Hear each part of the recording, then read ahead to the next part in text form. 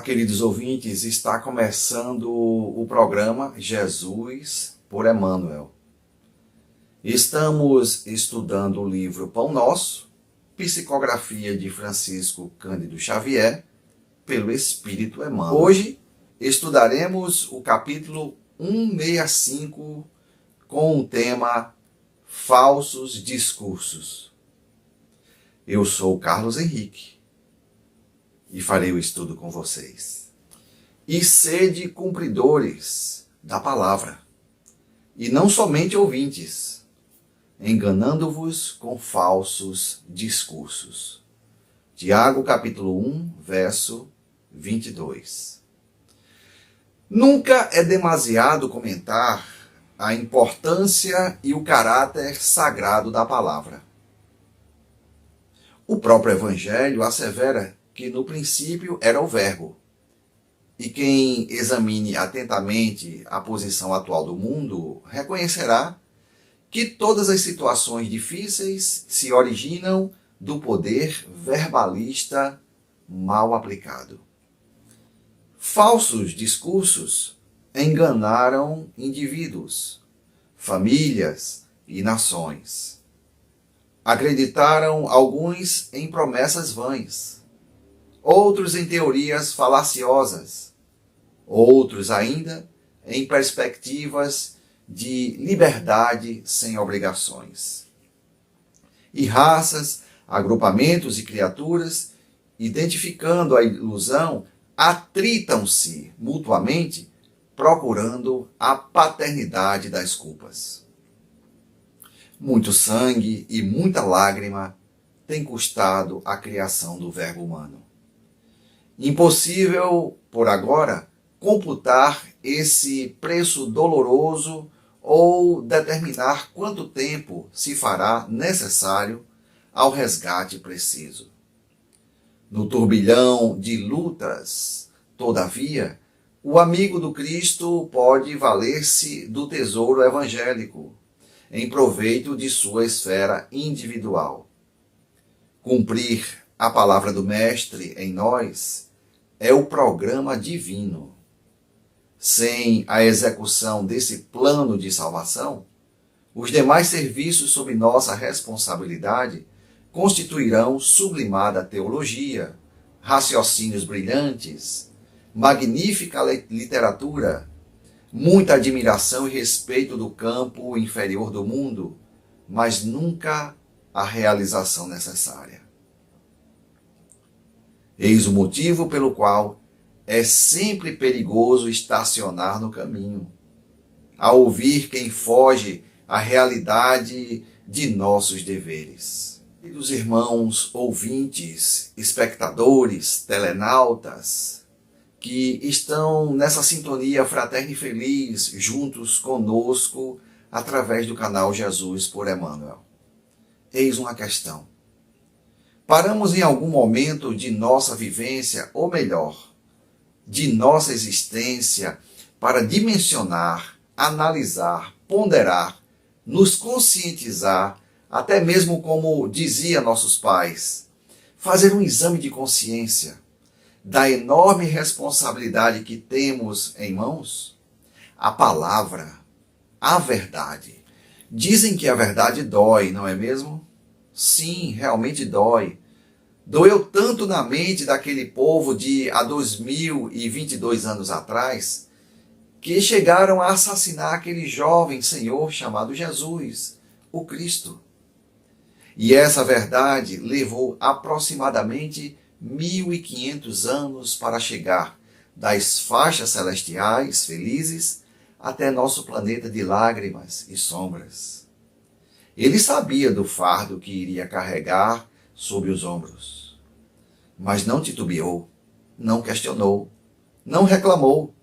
Enfim, apenas aceitou e veio. Continuamos a perguntar, meus caros, imaginemos por um instante se Jesus não tivesse vindo. Por vezes, chega até gelar um pouco nossas almas, a dar um frio na barriga essa imagem. Assevera o Mestre: os céus e a terra passarão, mas minhas palavras não hão de passar. Por mais que a humanidade, que dizem ser cristãos, liderados por sábios doutores da lei, modernos, fazendo suas interpretações mirabolantes, verdadeiras traições dos textos esclarecedores das máximas do Cristo, não conseguirão apagar a missão desse Espírito mais perfeito que aqui já chegou. O que nós, agora a pergunta é para os cristãos espíritas, o que nós estamos fazendo para o Cristo? Eulália Bueno, da cidade de Santos, do estado de São Paulo, proferindo um seminário durante a 19ª Semana Espírita de Carpina, no estado de Pernambuco, perguntou ao auditório parcialmente presente, porque a maioria dos trabalhadores da casa não estavam presentes. Sim, isso mesmo, a maioria. Ela perguntou: o que estamos fazendo com Jesus? O que estamos fazendo com Jesus? Estamos cobrando dele facilidades. Meus irmãos, depois da vinda do Mestre, os primeiros cristãos sofriam as perseguições e muitos davam a própria vida pela verdade. Hoje, temos o Consolador e basta uma garoa para evitarmos ir ao centro trabalhar. Ou quando vamos, pensamos nas tarefas com o intuito de pagar nossas dívidas perante a lei divina, as dívidas do passado. Isso quer dizer que trazemos para a escola espírita as lições ultrapassadas das outras escolas.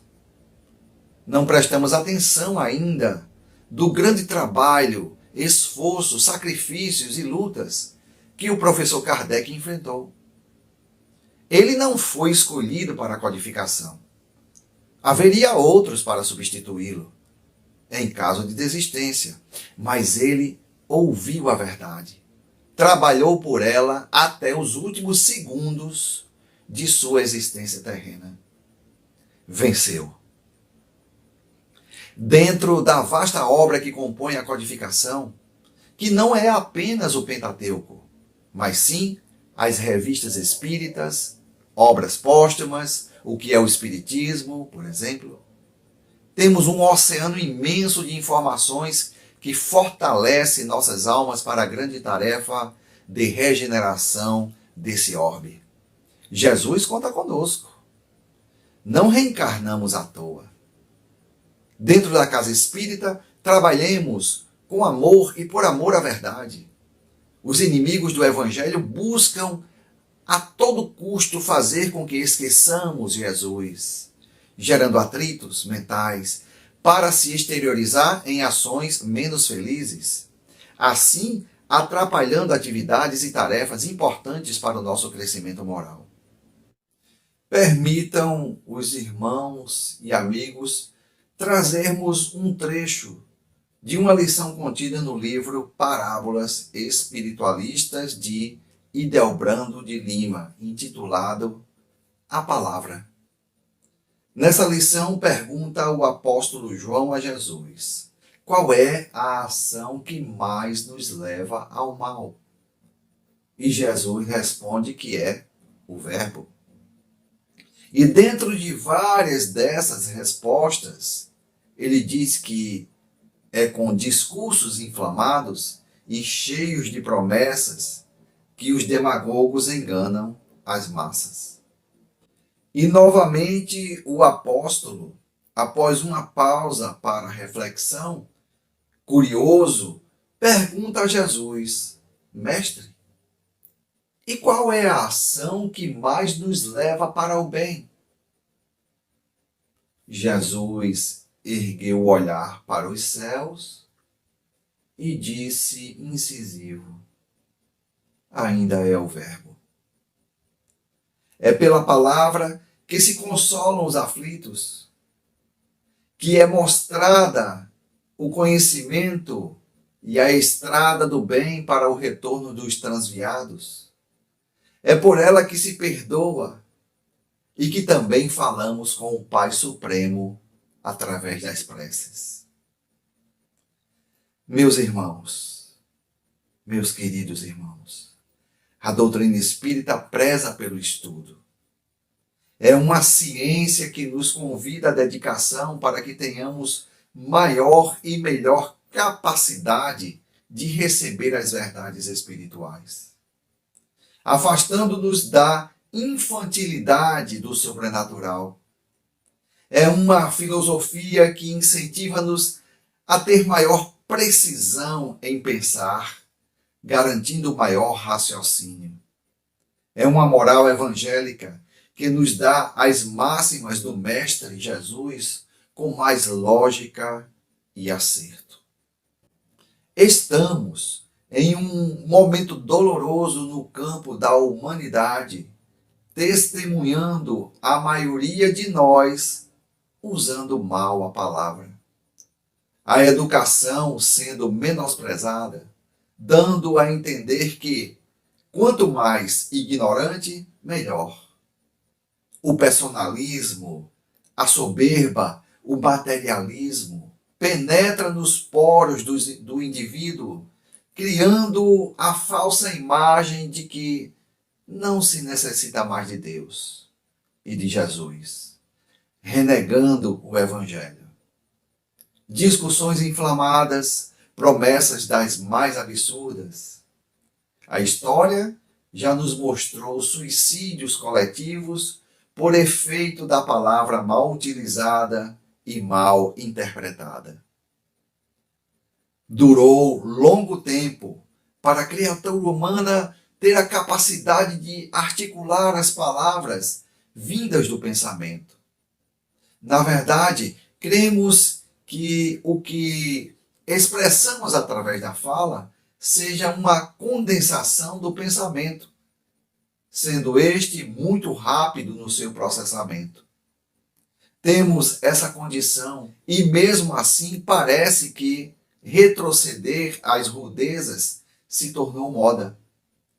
Ouvíamos certa vez uma irmã tecer um feliz comentário sobre como as pessoas no cotidiano, por exemplo, usam o pensamento para proferir palavrões, a ponto de se tornar para aqueles que proferem ser seus sobrenomes.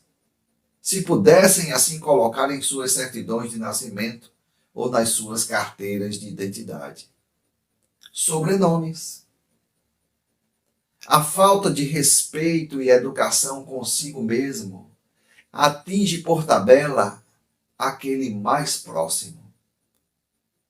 Dentro de nossa casa, nosso amigo, os nossos vizinhos. Daí, vemos a necessidade e a importância do culto do Evangelho no lar. Sempre feliz, o benfeitor Emmanuel, na precisão lógica de suas lições, que devem ser estudadas sempre, para não entrarmos no campo do vazio espiritual, ou seja, ser cristãos sem o Cristo. Muita paz. Essa foi nossa contribuição para o divulgar.net.